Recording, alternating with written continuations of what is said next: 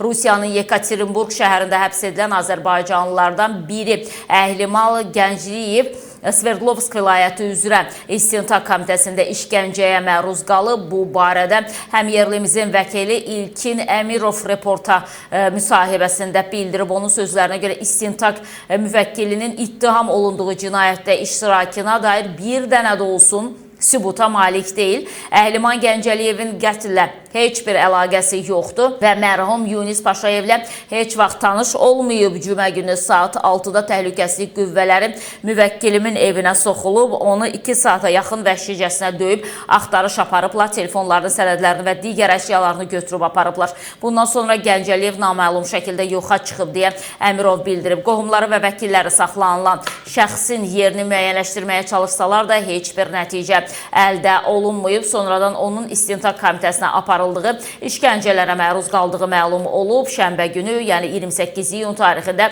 gecə ona zəng gəlib ki, həmin gün həbs qəti imkan tədbiri ilə bağlı məhkəmə iclası keçirilib. Əhlimal Gəncəliyev Yunis Paşayevin qətlinin təşkilində ittiham olunur, lakin Gəncəliyevin adı nə iş materiallarında, nə də ki, dindirilən şahidlərin ifadələrində keçir. O, Paşayevin kim olduğunu belə bilmir və bunu hamı çox gözəl anlayır deyə vəkil qeyd edib. O, həbs müddətinin uzadılması həm mənfi, həm də müsbət məqam hesab eləyir. Bir tərəfdən müvəkkilinin ölümü ilə nəticələnə biləcək işgəncələrin davam etdirilməsi riski var. Digər tərəfdən də sübutun olmaması ittiham tərəfinin sonradan azadlığa buraxılması imkanını yaradır. Vəkil əlavə eləyib ki, işdə yeganə sübut bir nəfərin işgəncə ilə alınan etirafı və istintaqın materialları naminə şəxsiyyəti gizlədilən 2 şahidin ifadəsidir ki, bu da onların sözlərinin doğruluğunu yoxlamağı mümkünsüz eləyir. Bu işə son qoymaq perspektivi var və biz ədalət axtaracağıq deyə Əmirov fikirlərini